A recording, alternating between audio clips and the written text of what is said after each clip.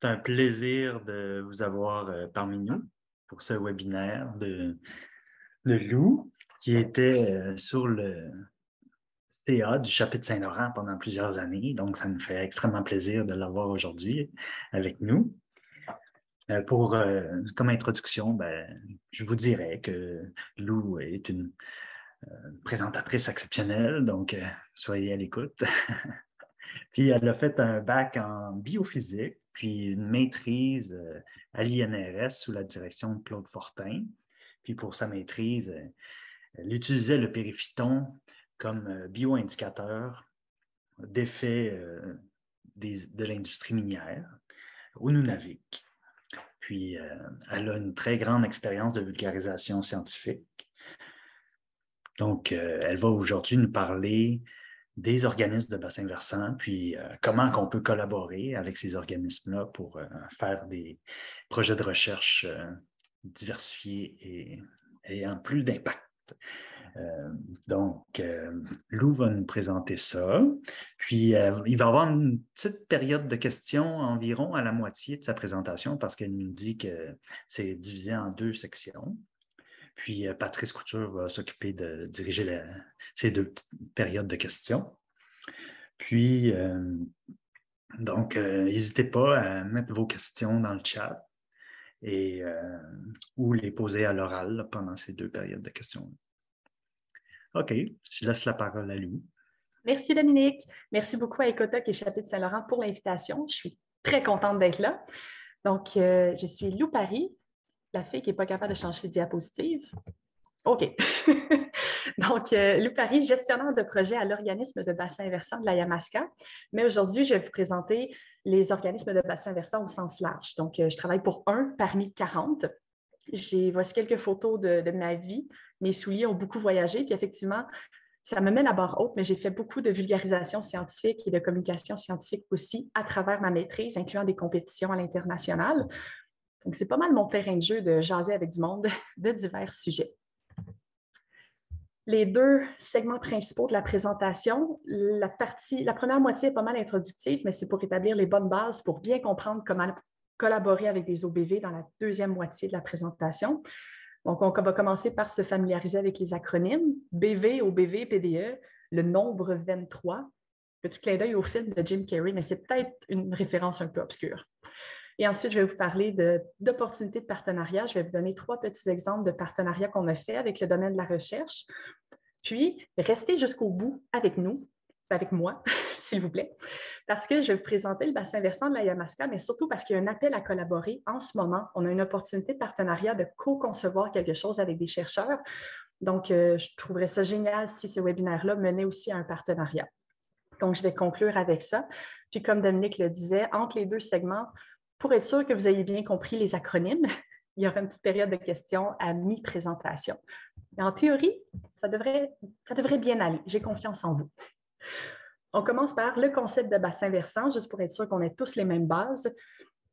Un bassin versant, c'est un territoire qui n'est pas délimité par les classiques municipalités, MRC, régions administratives. C'est vraiment un territoire naturel où, peu importe où il pleut sur ce dit territoire-là, ultimement, ça va ruisseler et couler vers une même rivière ou un même cours d'eau.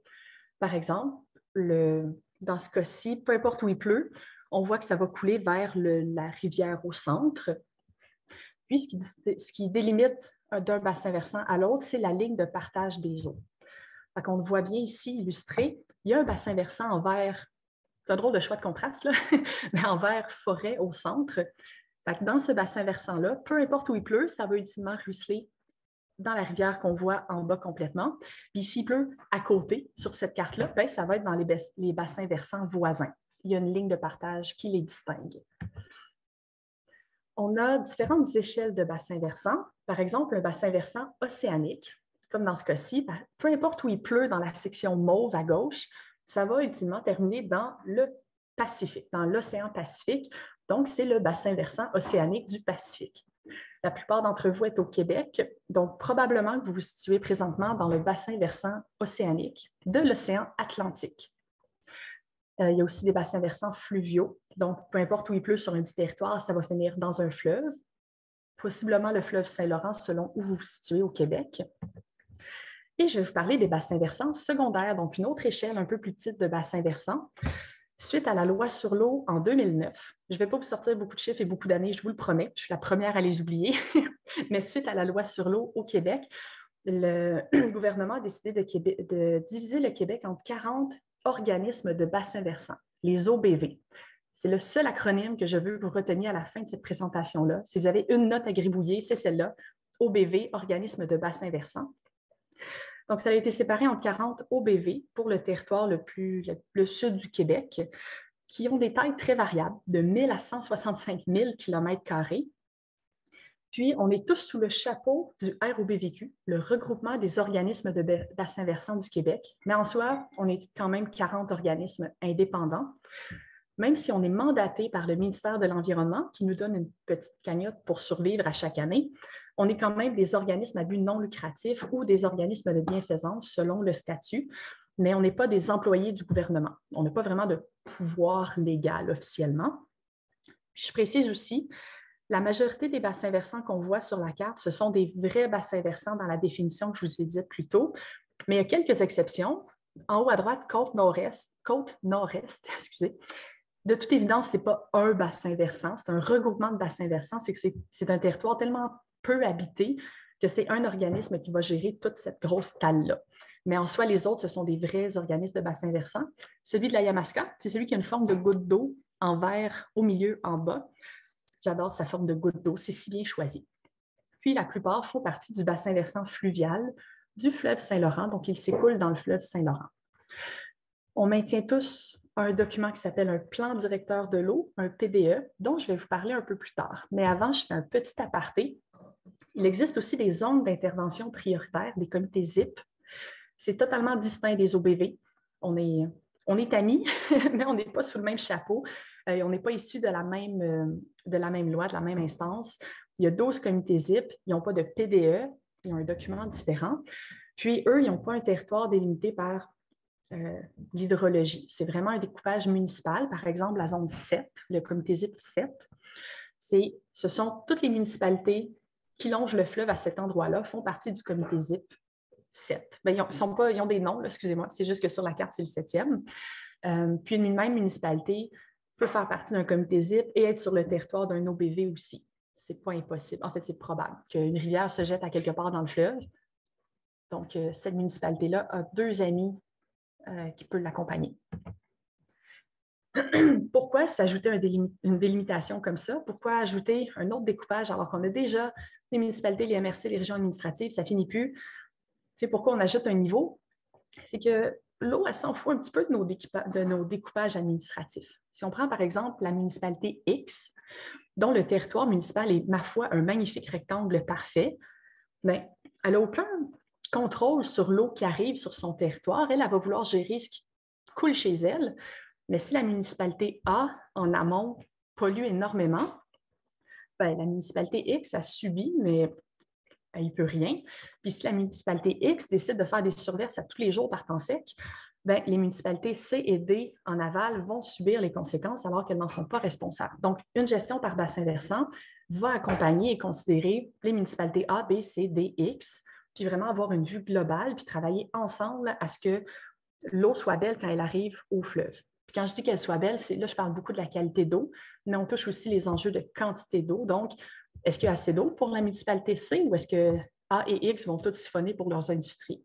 Excusez pour les termes un peu drastiques, mais c'est pour imager, dans le fond, le concept et l'importance de l'approche par bassin versant.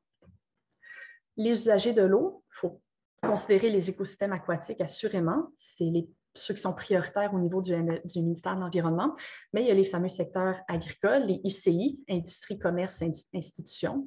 Le récréotourisme, c'est le fun quand il y a des poissons, puis c'est le fun quand on peut naviguer et qu'il y a assez d'eau pour pas... comme j'ai fait en paddleboard, j'ai accroché une souche puis je suis passée par-dessus mon paddle. Donc, c'est le fun quand il y a assez d'eau pour naviguer de façon agréable. Puis, le secteur résidentiel, bien sûr, pour notre consommation. Fait que tout ce beau monde-là, il y a un potentiel de conflit d'usage. Est-ce qu'on a assez d'eau pour tout le monde? Puis, c'est là que les OBV, on peut aider au niveau de la gestion. On a une approche, on a 3 éléments clés, dans le fond, dans notre mission. C'est assurer une gestion intégrée de l'eau. Ça veut dire intégrer tous les facteurs sur le territoire, intégrer tous les acteurs et les secteurs dont je vous ai parlé, je vous ai listé à la diapositive précédente, par de la concertation. C'est-à-dire qu'on n'est pas la police de l'environnement. On ne va pas aller dire aux gens quoi faire. Au contraire, on veut que tout ce beau monde-là vienne s'asseoir autour d'une table et s'entendre sur la meilleure approche. Comment faire un bon plan d'action pour qu'on ait une eau gérée adéquatement en termes de quantité et qu'elle soit de belle qualité. Et tout ça, c'est via un plan directeur de l'eau que je vous présente à la diapositive suivante. Les 40 OBV ont chacun leur PDE, leur plan directeur de l'eau. Donc, le Québec a 40 PDE. On commence par un portrait. Qu'est-ce qu'on a sur notre territoire? Où sont nos milieux agricoles, nos milieux forestiers, nos milieux naturels? Où sont nos industries?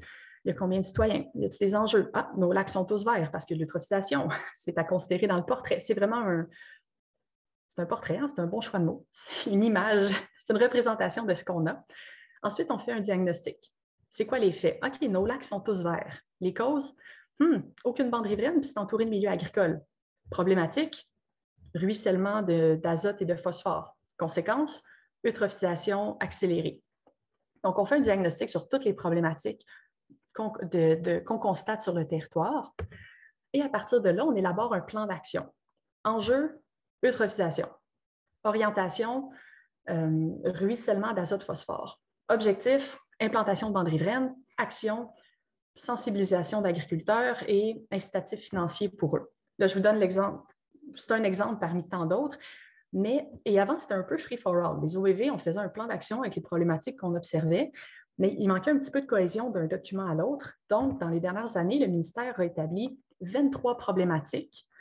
Puis, le PDE, le plan directeur de l'eau, se base sur les 23 problématiques pour élaborer son document. Ça permet d'avoir une meilleure vue d'ensemble du Québec. Comme ça, on dit, l'eutrophisation est où? Est-ce qu'il y en a, est-ce qu'il n'y en a pas? Puis, il y a certains OBV qui ont peut-être 6 problématiques sur 23, tant mieux pour eux. Puis, il y en a d'autres, comme l'OBV Yamaska, on a 21 sur 23. On dit, yay! Plus de défis. On aime ça, le challenge. Donc, je vais vous présenter les 23 problématiques en rafale. Ça va être un peu stroboscopique et j'en suis consciente, c'est volontaire, c'est que ce n'est pas le cœur de ma présentation, mais je veux que vous sachiez que ces 23 problématiques-là existent et sont considérées par les OBV, les organismes de bassin versant. Donc, je veux simplement vous les dire, encore une fois, en rafale, pour que vous dites « Ah, je veux faire un projet, ça a un lien avec telle chose, je vais contacter l'OBV » pour que vous voyez un peu l'étendue de ce qu'on peut couvrir. Puis, je vais vous montrer aussi les relations entre ces différentes problématiques-là parce que c'est rarement parfaitement indépendant. Premièrement, puis ils sont tous encadrés d'un petit pointillé bleu pâle, les problématiques. Donc, surconsommation en eau potable, autant des milieux résidentiels, récréotouristiques, industriels, agricoles. Ça inclut aussi les fuites dans les réseaux municipaux. Et ça peut être aggravé par les débits insuffisants. Il y a des rivières qui ne sont pas très grosses, ils ont déjà un faible débit. Fait que si on surconsomme, on peut vraiment avoir un impact important sur son écosystème aquatique. En été, c'est surtout amplifié par les changements climatiques. Les étiages sont de plus en plus sévères. Étiage, c'est le niveau le plus bas qu'un cours d'eau peut atteindre. C'est souvent l'été en période de canicule. Donc, quand une rivière a déjà un débit insuffisant, quand en plus elle subit un étiage, si en plus on surconsomme l'eau, on est vraiment en train de mettre le trouble. J'allais dire de quoi de beaucoup moins poli. Donc, ça va affecter assurément l'approvisionnement en eau de surface, mais aussi en eau souterraine, parce que même si on ne comprend pas parfaitement la relation entre les eaux de surface et souterraines à l'échelle locale, c'est sûr que ça interagit. La mauvaise qualité de l'eau de surface va avoir un impact sur l'approvisionnement en eau de surface, notamment à cause des coûts de traitement, mais aussi l'approvisionnement en eau souterraine, parce que les contaminants peuvent percoler. On trouve des pesticides dans nos puits, en tout cas chez nous. Donc, c'est important de considérer la relation qu'il y a là. Puis les contaminants peuvent être autant des eaux de ruissellement urbains ou agricoles que les activités agricoles, les activités industrielles, puis les eaux usées municipales. Les stations d'épuration ne sont pas équipées pour traiter parfaitement tous les contaminants. Ça enlève les motons, les coliformes, puis parfois le phosphore. Puis il y a aussi des surverses qui sont des déversements d'eau non traitée. Et la mauvaise qualité de l'eau souterraine, parfois de cause anthropique, comme je disais, la percolation des pesticides, mais aussi une mauvaise qualité d'eau qui c'est plate, mais c'est naturel. Comme il y a de l'arsenic dans cette géologie-là, c'est un problème quand même pour l'approvisionnement. L'érosion des berges va assurément amplifier la mauvaise qualité de l'eau de surface. C'est les bords des cours d'eau qui s'érodent progressivement et qui amènent pas juste des sédiments dans l'eau, mais aussi les contaminants que le sol pouvait contenir. Ça va causer des problèmes de sédimentation, même de comblement. Une rivière peut devenir juste un tas de boue, un chemin de boue plutôt qu'être un cours d'eau. Puis ça va affecter beaucoup le cycle des poissons. Il y a des cours d'eau qui sont affectés par le marnage excessif. Ce sont des variations drastiques du niveau d'eau. Ça se voit beaucoup en milieu côtier à cause des marées. Puis, l'érosion des berges et la mauvaise qualité de l'eau vont amplifier les problèmes d'eutrophisation et la présence des cyanobactéries, entre autres par l'apport de nutriments, de phosphore et d'azote. C'est sûr que quand il y a une grosse talle de peinture verte de cyanobactéries, ça limite l'accès. On recommande de ne pas aller se baigner là-dedans. Mais il y a aussi des problèmes d'accès, entre autres à cause de la privatisation des rives. Le milieu du lac est public, mais toutes les rives qui l'entourent sont privées. Il n'y a pas un propriétaire qui veut laisser des touristes passer chez eux pour accéder au plan d'eau. Donc ça, c'est un autre enjeu avec lequel on doit travailler. Les espèces exotiques envahissantes, le Myriophile haipi, c'est pas mal la vedette ces temps-ci, qui peuvent être pas mal nourris par la mauvaise qualité de l'eau de surface. Puis, tous ces problèmes-là entraînent une dégradation de l'habitat faunique et des milieux naturels. Il y a aussi l'urbanisation, le développement urbain qui est une source de problèmes au niveau de la dégradation des habitats.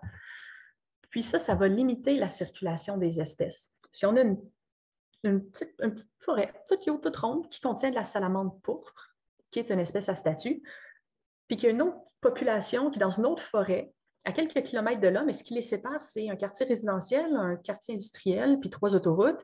Bien, ces deux populations ne se mélangeront jamais, puis ça peut vraiment dramatiquement affecter la survie de l'espèce. Et c'est pour ça qu'on fait le pont avec les espèces à statut précaire, menacées ou vulnérables. On en a beaucoup, puis toutes ces problématiques-là peuvent augmenter le nombre d'espèces à statut qu'on a ou leur faire descendre de statut. Ils étaient juste vulnérables, puis là, maintenant, sont menacés, par exemple.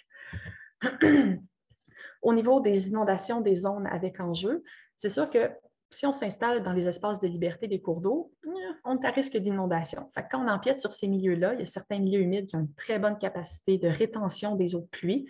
Si on les détruit tous les milieux humides, ça fait qu'il y a plus de risques d'inondation.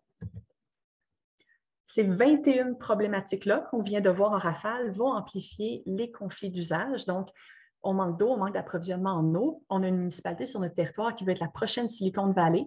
Je reprends ces mots. Donc, elle veut consommer plus d'eau. Les résidents ils ont peur de manquer d'eau parce qu'il y aura plus d'industrie. Puis les industries sont fâchées parce que la ville doit garder un débit réservé pour les écosystèmes aquatiques en vertu de la loi. Il y a des conflits d'usage. Ça cause aussi une perte de sentiment d'appartenance. On a un lac sur notre territoire qui est rendu vert, puis vraiment navigable parce qu'il y a trop de végétation aquatique envahissante. Le lac pue, il est hyper eutrophe, on va se le dire, il ne sent pas bon. C'est sûr que les gens ont moins envie de le protéger quand ils sont dégoûtés par leur lac. Donc, les problématiques peuvent entraîner ces deux éléments-là.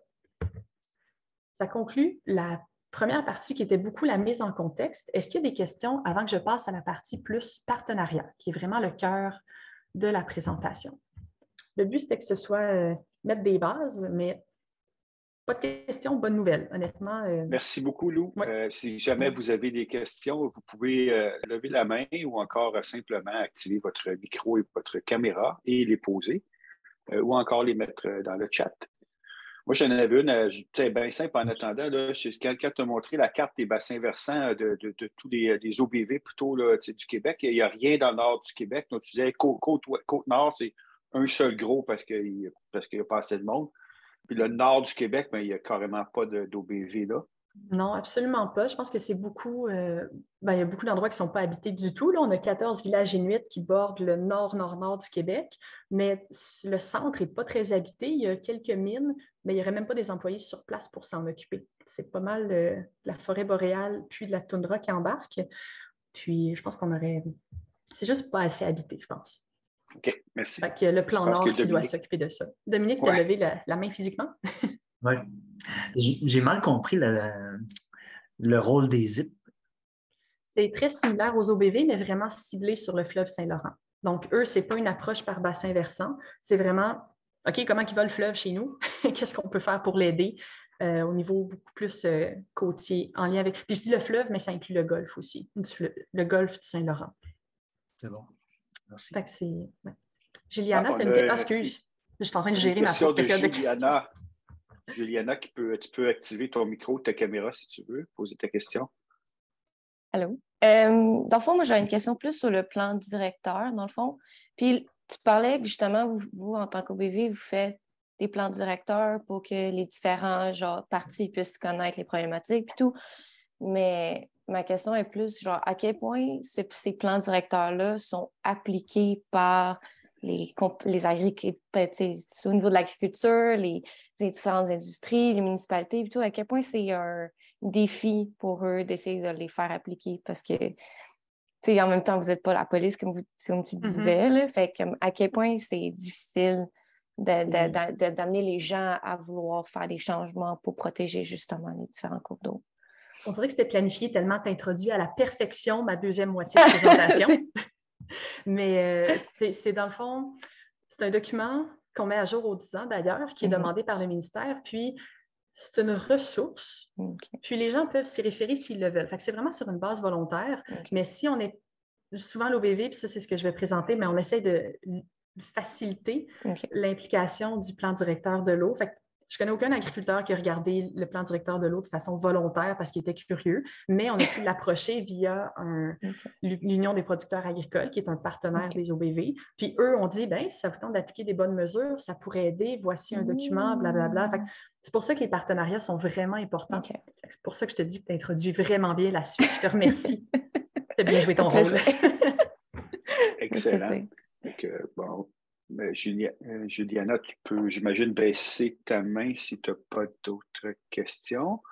De toute façon, là, on va continuer avec la deuxième partie. Puis si vous avez des questions qui portent sur la première partie, vous pouvez aussi les poser à la fin. Donc, on t'écoute, Lou, pour la suite. Merci beaucoup. Donc, on est rendu à la deuxième moitié sur les opportunités de partenariat. Je vais vous donner 3 exemples de projets qu'on a faits, puis vous parler un petit peu du bassin versant de la Yamaska pour faire le pont avec un appel à collaborer. Je ramène l'image du plan d'action. Ça répond vraiment très bien à ce que Juliana a dit. Mais les actions, premièrement, peuvent toucher autant de l'acquisition de connaissances, de la sensibilisation, de l'éducation, des interventions terrain comme des plantations, des incitatifs fiscaux, comme dire, OK, on te demande de mettre une bande riveraine sur ton champ agricole, mais on va compenser le fait que tu ne pourras pas nécessairement le cultiver à cet endroit-là, et des projets d'infrastructure, idéalement des infrastructures vertes. Comme je l'ai écrit là, les OBV, on ne peut pas mener des projets. Non, on peut mener des projets, on ne peut pas tout résoudre seul. Il y a des OBV qui sont très gros, très actifs, qui mènent des projets, qui sont une vingtaine d'employés, mais il y a d'autres OBV qui sont 2 employés. Ils ne peuvent pas changer le monde à eux tout seuls s'ils n'ont pas de partenaires. Tout ce qu'ils font, c'est créer le PDE, le portrait, le plan d'action, mais après ça, amener les partenaires à faire ces actions-là. Les OBV, on peut accompagner des partenaires qui veulent mener un projet. Par exemple, telle municipalité qui veut être la prochaine Silicon Valley a dit, bon, je veux être la prochaine Silicon Valley, comment je peux y arriver en respectant la quantité et la qualité de l'eau? Puis là, on a rassemblé différents partenaires pour mener à bien un plan d'action. Les OBV, par la concertation, on peut initier des partenariats. Donc, je reprends l'exemple avec cette municipalité-là. On a assis des gens qui venaient d'une montagne de ski qui faisaient de la neige l'hiver. Les industries déjà en place, qu'est-ce qu'elles peuvent faire? Les citoyens, écouter leurs préoccupations, puis à partir de là, OK, qu'est-ce qu'on peut faire? Qui peut collaborer? On a écouté les groupes environnementaux locaux aussi, puis on a fait un plan d'action avec eux, puis après ça, c'est à eux de le mener. Donc, la concertation est vraiment la clé.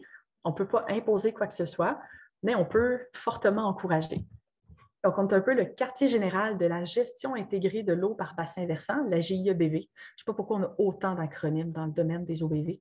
Puis le but, c'est qu'on facilite des projets et des partenariats. Qui sont ces fameux partenaires? Les MRC et les municipalités sont très, très précieuses.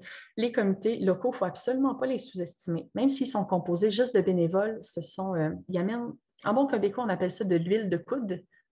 Si on a une corvée nettoyage à faire ou une plantation à faire, on peut compter sur eux. On peut compter sur eux pour faire de la diffusion, de la communication aussi. Il ne faut pas les sous-estimer. On a des bons partenariats avec le gouvernement provincial aussi. Parfois, ils disent « on aimerait ça faire un projet pilote sur la gestion des étiages et l'adaptation au changement climatique. » Bien, toi, tel OBV, as-tu envie de mettre ça en place? Puis on fait un partenariat avec eux. Oui, des fois, on applique à leur programme, puis on demande des sous pour un projet spécifique, mais parfois, c'est vraiment une collaboration. C'est vraiment, OK, on va travailler ensemble pour mener un projet. Les milieux agricoles, industriels, touristiques et commerciaux sont très importants. Et maintenant, le domaine de la recherche qui concerne la majorité d'entre vous. Je vais vous présenter 3 exemples de projets, comme je disais, qu'on a menés. Récemment, il y a eu 2019-2020, c'est récemment. Pré-pandémie, ça sonne si loin. C'était avec un candidat au doctorat maintenant gradué, Emmanuel Esric de l'Université de Sherbrooke, sous la supervision de Pedro Segura. Son projet était d'améliorer les techniques d'identification des produits de transformation dans les eaux de surface. Si vous voulez en savoir plus, c'est le webinaire numéro 12 de Écotox chapitre Saint-Laurent. On peut même mettre le lien dans le clavardage si ça vous tente. Je vous invite à l'écouter. Emmanuel s'exprime vraiment très bien, puis il pourra présenter son projet. Mais lui, ce qu'il me dit, en fait, je reprends ses mots, il étudiait l'eau de surface, il prenait des échantillons un peu n'importe où parce qu'il voulait juste améliorer la technique, puis c'est ça. Il n'y avait pas nécessairement un plan d'échantillonnage. Mais en faisant un partenariat avec nous, on a pu l'aider dans le choix des stations. On a pu lui dire, hey, mais toi, en amont, aval de cette ville-là, elle a tant d'entreprises qui travaillent notamment le plastique, les cosmétiques, l'agroalimentaire. Il y a un hôpital. Donc, lui, ça l'a dans son interprétation parce que quand il découvrait tel contaminant, il avait une meilleure idée d'où ça pouvait venir. On l'aidait avec les autorisations d'accès, puis on a fait les tournées d'échantillonnage avec lui. Donc, c'est déjà le fun de savoir que tu peux accéder à un terrain sans te faire fusiller ou te faire driver des balles de golf, ce qui est déjà arrivé à des membres de mon équipe. Donc, on a pu y assurer l'accès sécuritaire à des sites, puis vraiment l'amener, l'accompagner. Puis, ça lui donnait, comme je disais, les connaissances du milieu qu'on avait.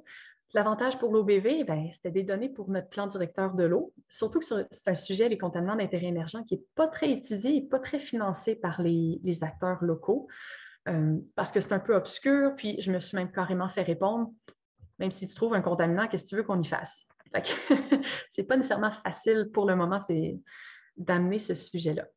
Puis pour nous, c'était à faible coût, puis ça nous donnait accès à une ressource incroyable. Emmanuel est quand même très brillant et très, très agréable de collaborer avec lui.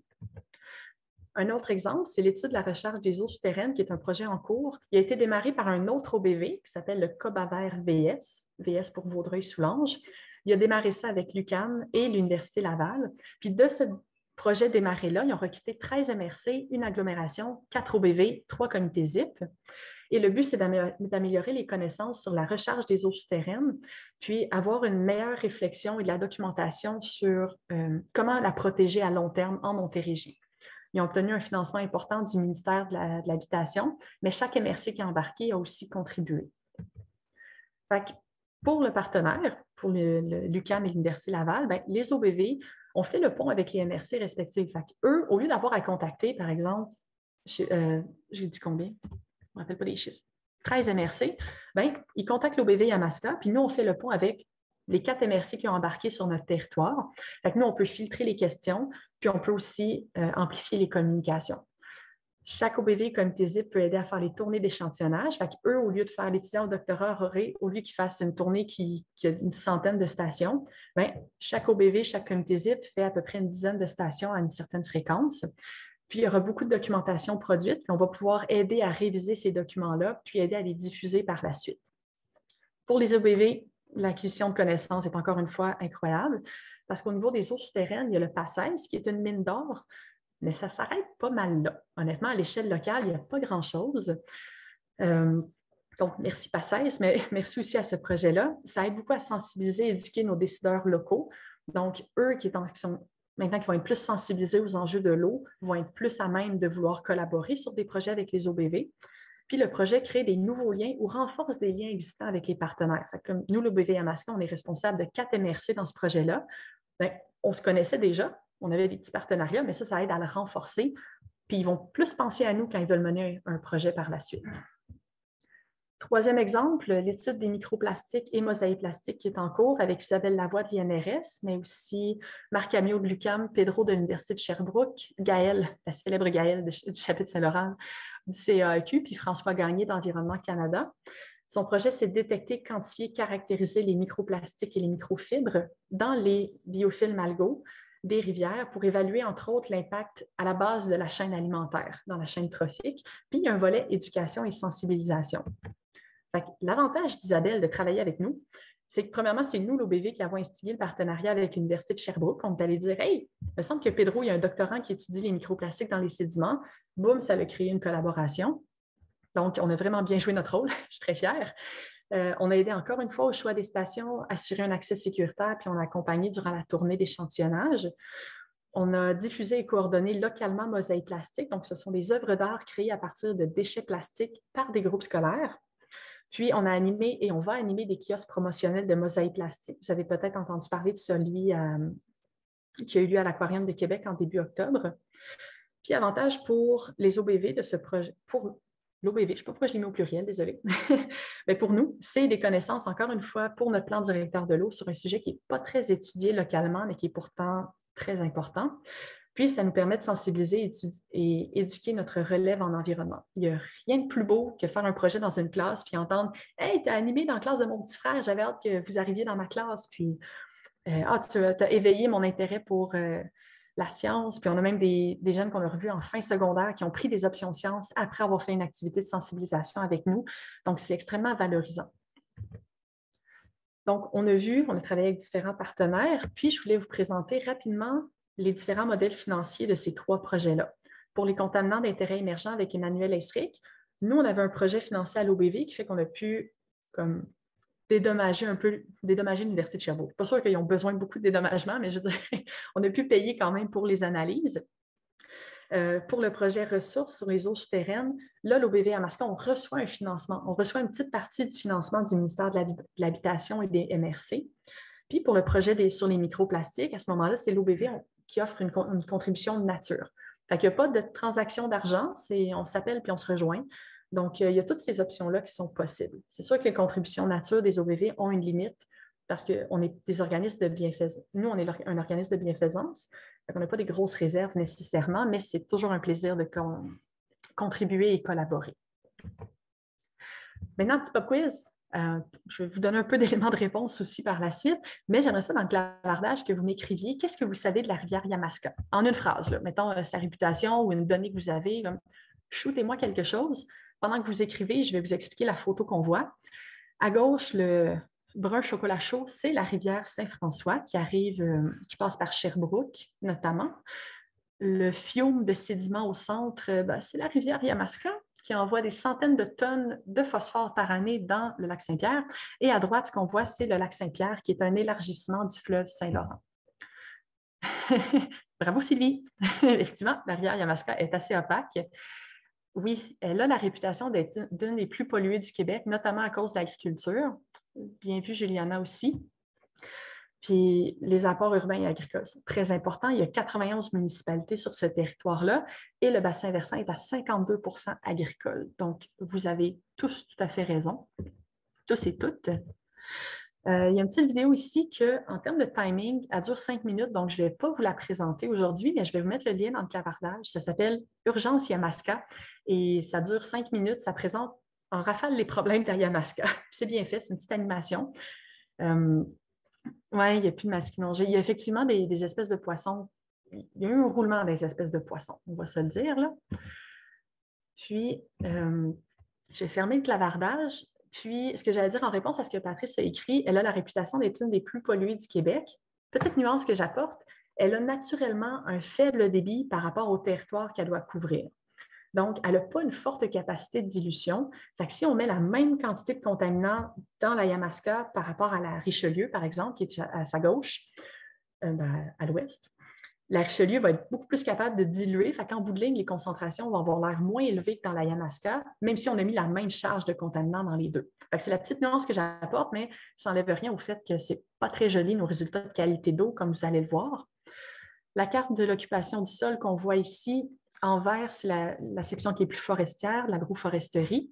En rose, c'est la partie qui est vraiment développement urbain anthropique. Donc, la grosse tache au centre, c'est Grimby. J'aime bien Grimby, je suis native de là, fait que je dis ça sans méchanceté.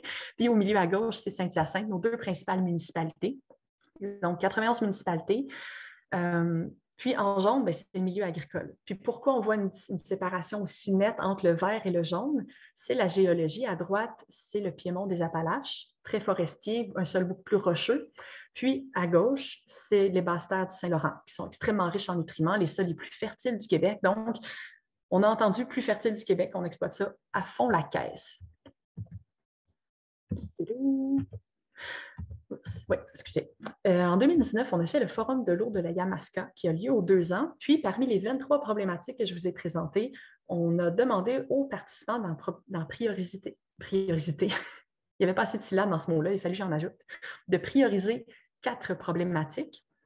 Il y avait plus de 90 participants issus de tous les milieux. On avait le milieu industriel, agricole, municipal, des citoyens aussi, des comités locaux, etc. Puis, on priorisé la mauvaise qualité de l'eau. Aux surprises, il y a une seule table qui n'a pas voté pour ça, puis c'était ma table. J'étais vraiment révoltée. Mais il fallait que je sois impartiale. Je n'avais pas le choix. Dégradation des milieux naturels et humides et l'érosion des berges, qui a quand même un lien avec les 3 autres problématiques. Maintenant, promesse électorale pour mars 2023. En fait, promesse, excusez, il me manque une diapositive, mais ce n'est pas grave.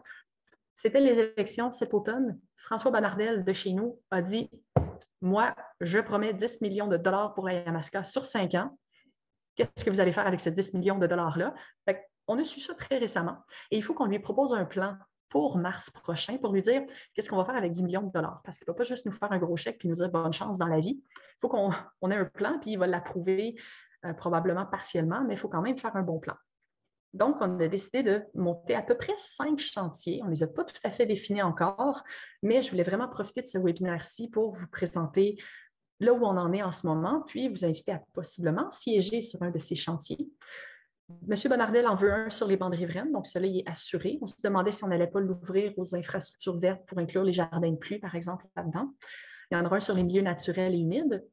Il y en aura peut-être un sur la santé des lacs, un sur les enjeux de quantité d'eau, de surface et souterraine. Il y en aura un qui ça va être suivi environnemental. Et c'est le seul qui peut être de l'acquisition de connaissances seulement.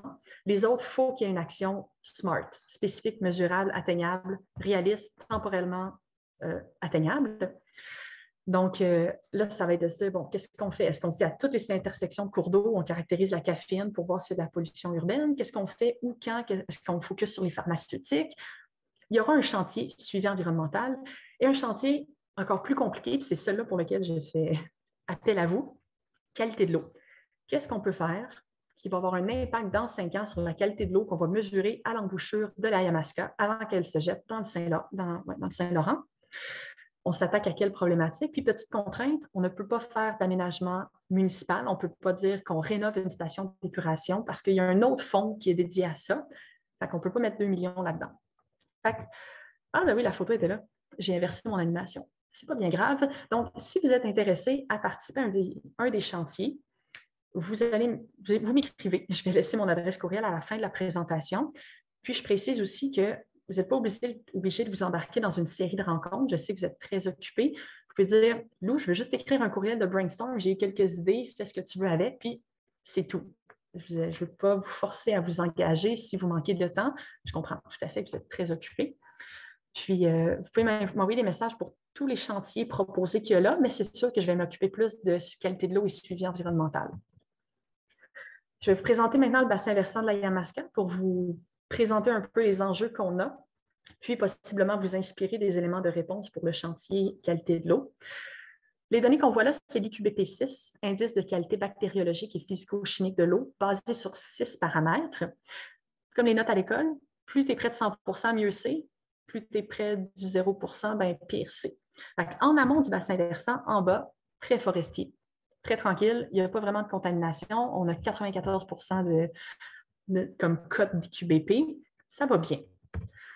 Ensuite, on entre dans les 70%, le 53%. On est plus dans le volet villégiature. Il y a des chalets, il y a des lacs, c'est récréo-touristique.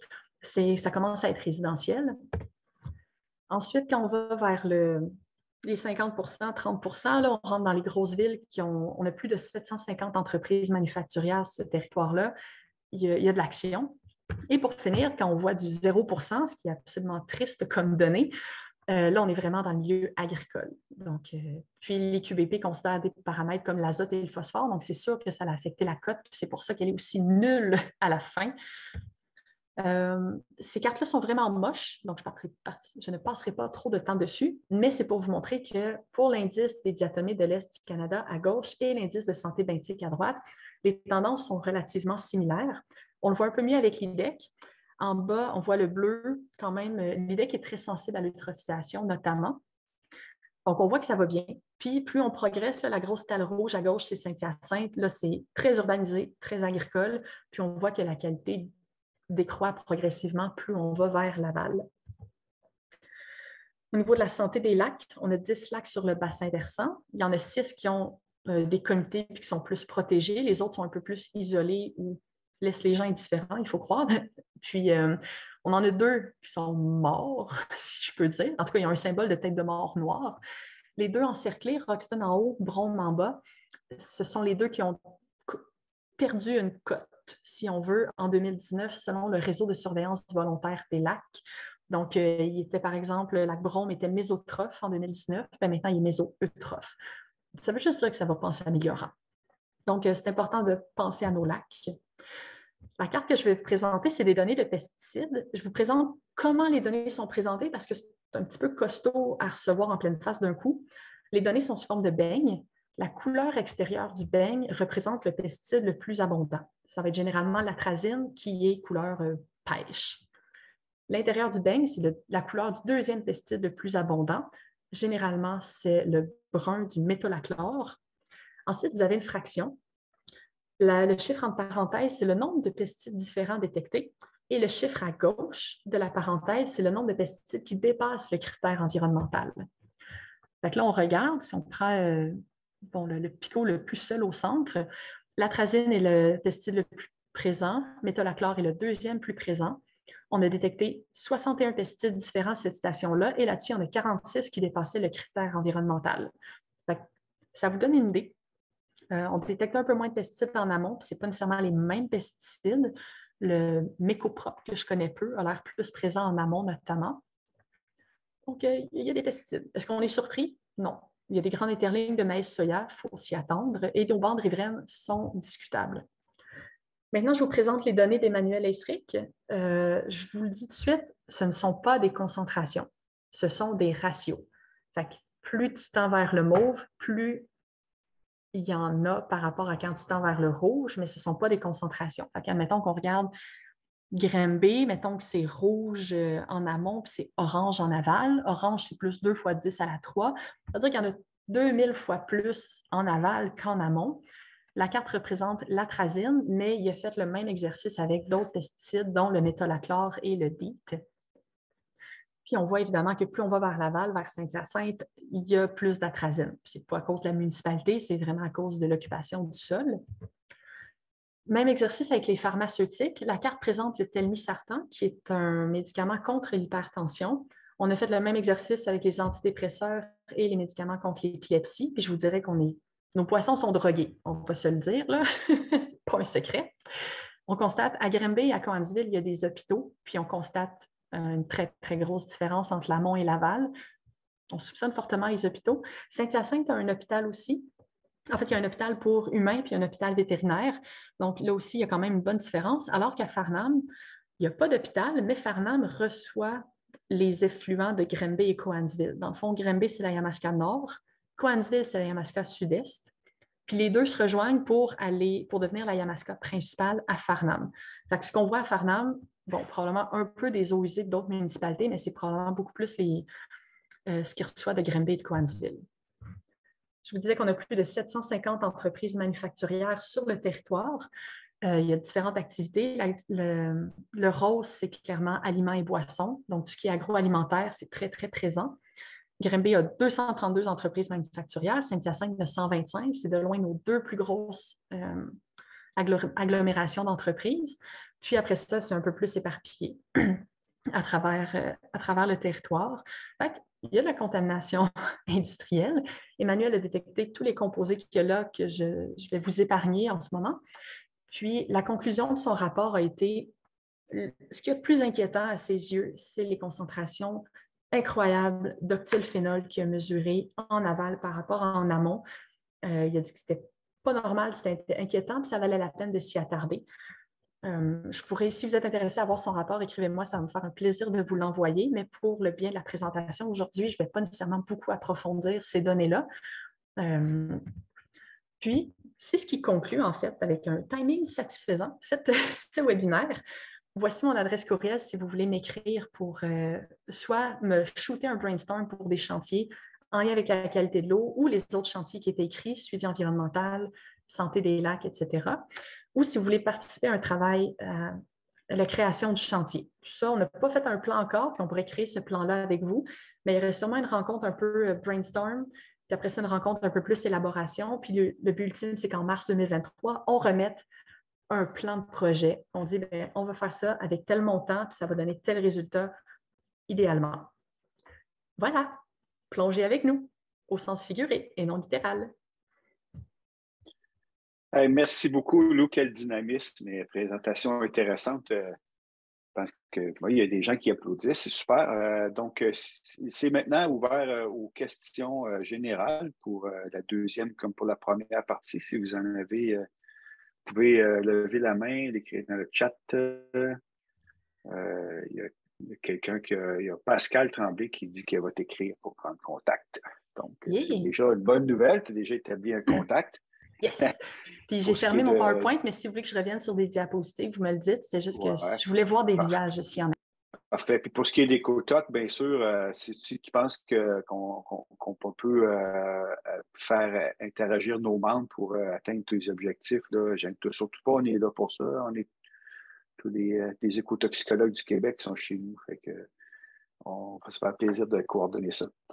Dominique, tu as une question. Merci Lou pour ta présentation. C'était super. Donc, les organismes de bassin versant, ils ont été créés en 2009, c'est ça? Oui. Puis, depuis 2009, est-ce que vous avez des données qui indiquent une certaine amélioration? Ou, comme tu disais tout à l'heure, pour le lac Brome, il y a une dégradation qui continue? Je vais donner 2 éléments de réponse. Le premier, c'est qu'on est reconnu par la loi sur l'eau depuis 2009, mais il y a des organisations qui existaient avant. Par exemple, au BV Yamaska, qui s'appelait le COGEBI, puis il a été créé en 2000. Puis en 2009, ils ont dit, on reconnaît le COGEBI comme étant l'organisme de bassin versant de la Yamaska, fait qu'on a changé de nom. Puis il y a d'autres organismes qui datent de même avant 2000. C'est juste qu'on a été reconnu depuis 2009. Petite parenthèse que j'aurais pu expliquer plus tôt. Merci, Dominique. Puis l'autre point, au niveau des données brutes de la qualité de l'eau, je n'ai pas de souvenir d'amélioration flagrante, mais au niveau de la sensibilisation, de l'éducation et des pratiques, la réponse est absolument oui. Au niveau des bandes riveraines, ça s'en vient. Au niveau de la mise aux normes des fosses septiques, ça s'en vient. Je sais qu'il y a eu un petit mouvement aussi légal qui a aidé la cause. Mais juste sensibiliser au fait que la nature, c'est beau, que du gazon tondu et du béton, c'est pas sexy nécessairement. Il y a assurément une amélioration à ce niveau-là. Puis, au niveau des réflexes des partenaires, avant, ils disaient on va faire un parc industriel, on le fait, c'est tout. Maintenant, ils pensent beaucoup plus à nous consulter. Comme là, on a une montagne de ski, ils veulent développer je pense qu'ils veulent créer un complexe hôtelier. Ils ont embarqué l'OBV Yamaska dans la réflexion pour voir, on devrait-tu considérer quelque chose au niveau de l'environnement? Au niveau des mentalités, il y a assurément une grosse amélioration, puis j'en suis très contente. Chaque fois qu'on se fait consulter, même si des fois on se dit, mon Dieu, ils partent de loin, c'est quand même vraiment positif. Ils partent de quelque part, mais ils sont rendus là. Est-ce que ça te répond? Oui, merci beaucoup. J'ai d'autres questions, mais je vais laisser la parole à David. Oui, David qui a une question. Oui, bonjour. Je suis professeur au département de chimie de l'UQAM. Je suis aussi membre du ToxEN. Je suis dans le domaine de la chimie toxicologie environnementale. Et de là, même quand j'étais étudiant, donc ça fait longtemps. Ça fait un moment que j'entends parler de la Yamaska, donc je vois que ça ne s'améliore pas et ça va de pire en pire. Merci Lou, avant pour ta présentation. Je ne pense pas qu'on s'est déjà rencontrés, mais moi, j'avais une question au niveau, j'ai vu les chantiers qui veulent se mettre en place et on est quand même conscient qu'il y a beaucoup de contamination, etc. Est-ce qu'il y a d'autres moyens pour intervenir? Je mets un exemple parce que comme la phytoremédiation, ou des moyens de tamponner cette contamination parce que même si on essaye de mettre des normes ou essayer de réduire les rejets, ce ne sera peut-être pas assez suffisant, mais trouver d'autres méthodes qui pourraient aider, d'autres approches, je pourrais dire, qui pourraient aider. Je dis comme ça phytoremédiation parce que moi, j'ai travaillé avec les plantes et les algues depuis des années, mais il y a peut-être d'autres approches. Les approches chimiques sont très, très chères, mais je dis ça parce que ça peut recouper plusieurs chantiers en même temps, comme suivi environnemental, les berges, etc. etc. En tout cas, je lance cette idée. Oui, puis je vais amener 2 éléments peut-être même 3, de nuances. On dit que ça ne s'améliore pas. Il y a un point aussi que, par exemple, toutes les données qu'Emmanuel Eisrich a trouvées ou ce qu'on trouve avec les microplastiques avec Isabelle Lavoie, c'est pas joli comme portrait, mais on n'a jamais étudié ça avant. Fait que peut-être, puis là c'est un gros peut-être, mais peut-être que grâce à l'amélioration des systèmes de traitement d'épuration, c'est quand même vraiment mieux que dans les années 80. Là, on n'a pas de données avant parce qu'on s'intéressait peu ou pas aux contaminants d'intérêt émergent à ce moment-là. Fait que pour ça, je dirais peut-être qu'on est mieux, peut-être qu'on est pire. Il y a assurément plus d'éducation, fait que c'est déjà positif. Puis je sais que nos entreprises aussi, certaines, en tout cas, sont vraiment sensibles à ça, puis font des pré-traitements à leurs eaux usées de plus en plus. Fait que c'est ça que je voulais amener. Le volet, c'est sûr qu'on a des solutions qui peuvent toucher à plusieurs chantiers, puis tant mieux, c'est positif. On va sûrement le greffer au chantier où ça fit le mieux, mais ça peut bénéficier à plusieurs thèmes. C'est assurément très positif. Oui, il existe de telles solutions. Un défi que je vois avec les OBV, c'est que parfois, surtout les OBV qui sont plus petits, ils n'ont juste pas la spécialité, mettons, en bande riveraine ou en phytorémédiation ou tout ça. Fait qu'ils ont peut-être moins le réflexe de se diriger vers ce genre de solution-là. Fait que ça peut freiner un peu la progression. Fait que c'est pour ça que collaborer, trouver des partenaires, puis parfois, si vous nous approchez avec des suggestions, c'est génial parce qu'on n'a pas nécessairement l'expertise à l'interne, mais ça peut être très bénéfique pour le bassin versant. Voilà. On pourrait discuter parce que de notre côté aussi, nous, on est très spécialisés et quand on regarde, je regarde la Yamaska, c'est quand même un gros territoire et on ne sait pas comment approcher ça. Par nous autres, c'est ça l'idée. Mais je comprends, puis c'est un de nos défis aussi. On se demandait est-ce qu'on est mieux de commencer par à être opportuniste, est-ce qu'on y va avec les partenaires qu'on a déjà, ou on se dit non, on fait vraiment les taureaux, on se baisse la tête, on fonce dans le tas, puis on va de l'aval vers l'amont, puis on règle les problèmes un après l'autre qu'on rencontre. Fait ça, le chantier pourrait avoir une approche. On pourrait donner l'orientation qu'on veut au chantier. Fait que je suis vraiment ouverte aux idées que vous pourrez apporter, assurément. J'ai mis mon courriel dans le clavardage aussi pour ceux qui n'avaient pas eu le temps de le noter. Puis si vous le transcrivez mal, vous pouvez écrire à Isbat, puis elle va se faire un plaisir de rediriger vers moi. C'est parfait, mais ce que je voulais dire aussi, c'est qu'en même temps d'intervenir avec des méthodes, je prends l'exemple phytoremédiation, on fait aussi le suivi environnemental en même temps. Oui. Donc, c'est un peu comme on travaille, comment je pourrais dire, c'est comme deux pierres, une pierre, deux coups, c'est ça. Donc, oui, on est en train de compter les coups, une pierre, 3-4 coups. Ouais, c'est une bonne affaire. Merci. Ça fait plaisir. Je viens de mettre dans le clavardage aussi le lien vers la vidéo de 5 minutes qui présente un peu le contexte de la Yamaska, qui représente aussi plusieurs autres bassins versants, mais celle-là a été faite pour la nôtre. Je vous invite à l'écouter si vous êtes curieux. Puis merci beaucoup, David. Je vais attendre de vos nouvelles. Ou Monsieur Duels. Excusez. Je vous appelle David comme si on était meilleurs amis depuis toujours. Non, c'est bon. Monsieur, on peut dire Dewey, c'est bon. Merci. Excellent. Merci beaucoup, Monsieur Dewey. Est-ce que quelqu'un d'autre a des questions pour... Oui, on a Juliana qui a une question. Dans le fond, quand on regarde la carte que tu nous as montrée avec toutes les industries, puis tout, avec la qualité de l'eau, puis tout, puis le milieu agricole, ça a l'air d'être vraiment un des plus grands, comment je pourrais dire ça, un des plus grands problèmes sur la qualité de l'eau avec les phosphates, les nitrates et compagnie. Est-ce que vous, en tant qu'OBV, quelles sont les solutions que vous proposez justement, puisque vous travaillez avec les organismes justement agricoles puis tout, quelles sont les solutions qui sont amenées pour justement améliorer la situation, surtout que c'est comme un des plus grands facteurs dans cette région, dans ce secteur-là, comparativement plus comme pas loin de Granby, plutôt que c'est plus comme forestier. Là, c'était ma question. Pour le milieu agricole, c'est sûr que l'implémentation de bandes riveraines, c'est un point de départ parce qu'on est loin de respecter ce qui est dans la loi depuis les années, je pense, 80. Ça fait un bout que la réglementation des bandes riveraines est en place. Ça, c'est un premier pas. Mais souvent, c'est que les agriculteurs, parfois, ils n'ont pas le temps. C'est pas qu'ils sont pas méchants. Là. C'est juste que parfois, ils n'ont pas le temps. Ils n'ont pas les ressources humaines pour faire ça. Ou ils n'ont pas l'argent pour acheter les végétaux, tout ça. Ou ils ne veulent pas perdre d'argent en arrêtant de cultiver jusqu'au bord du cours d'eau. Fait qu'une façon de les aider, au-delà de les éduquer, c'est de les outiller. Il existe le MAPAC, le ministère de l'Agriculture, a différents financements qui s'appellent notamment le Prime Vert, puis il y a le document financement ALUS aussi. Ça peut leur apporter du financement pour, OK, on va vous aider, on va payer les végétaux ou on va compenser la perte de territoire agricole. Puis nous, on peut les aider à remplir ces demandes de financement-là. Un autre projet qu'on a intéressant, ça s'appelle le projet collectif. Puis on fait ça pour le sous-bassin du lac Boivin, qui est à Grimby. Okay. Et là, on a approché tous les agriculteurs, puis on est allé un peu diagnostiquer leur terrain. Nous, on a un agronome dans notre équipe, puis on a regardé un peu, OK, bien ça a l'air d'être plus problématique. On vous suggère de faire des cultures de couverture, puis on suggère des bonnes pratiques durables. Puis il y en a qui embarquent, puis après ça, on essaie de valoriser ceux qui embarquent. Ça fait un peu le concept du voisin gonflable qu'on appelle. Là. Ah, bien lui, il l'a fait. OK, moi aussi d'abord, puis je vais faire mieux. Puis ça, on le voit quand même. Souvent, ce qui est difficile, là, c'est d'avoir le premier qui embarque. Puis on le voit dans les municipalités. Là, on propose un projet, les jardins de pluie, par exemple, pour la gestion des eaux pluviales. Personne n'embarque. Puis là, on a Waterloo qui dit go, on le fait.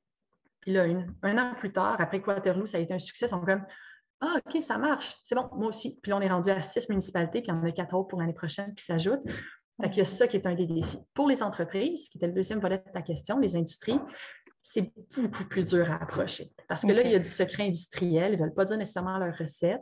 Puis, c'est qu'eux doivent déclarer leur rejet à l'égout. Donc, qu'est-ce qui pitch dans l'égout que la municipalité doit gérer?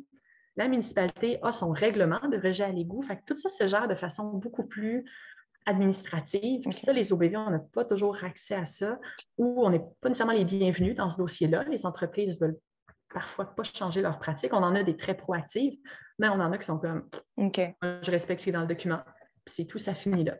Fait que c'est un peu plus un défi, ce dossier-là. Mais l'agriculture, on y arrive. T'sais, on a des vieux de la vieille, là, moi, je fais ça. Il y a 80, on a un, c'est un monsieur, il est rendu sourd, mais il fait ça, il est rendu à 80 et quelques. Lui, on attend que la relève arrive pour mettre des changements sur ses terres, mais il y en a d'autres qui sont proactifs. On a des beaux modèles aussi sur le territoire, puis il faut les valoriser. Oui, merci beaucoup, Lou. On arrive à midi, donc on n'a plus vraiment de temps pour des questions, mais Dominique avait la main levée. Peut-être que tu voulais faire la dernière intervention. Je vais faire ça vite, promis. OK, on fait ça vite. Pour le chantier de la qualité de l'eau, je me demandais, est-ce que juste régler le problème de turbidité de la Yamaska pourrait régler beaucoup d'autres problèmes de contamination? Puis, étant donné que c'est facilement mesurable, est-ce que ça serait un objectif, un premier objectif qui pourrait être plus faisable que d'autres? Ce serait génial parce que ça irait chercher les problématiques d'érosion des berges, la solution des bandes riveraines, les problématiques de surverse. Fait que ça viendrait englober beaucoup de solutions, mais après ça, il faut faire un plan de match qui règle le problème et qui soit réaliste et smart, spécifique, mesurable, atteignable, réaliste et temporellement atteignable. Hey, merci beaucoup, Lou. Oui, un grand merci à tout le monde. C'est un très gros chantier. Hein? On a Karima qui voulait poser une question. Je ne sais pas si on a le temps de prendre une dernière. Mais bon, Karima a baissé sa main. Oui, parce que du coup, je ne sais pas si on avait le temps ou pas. Non, c'était pas juste rapidement par rapport à la problématique industrielle dont vous avez parlé. En fait, du coup, vous avez dit que l'industriel se met juste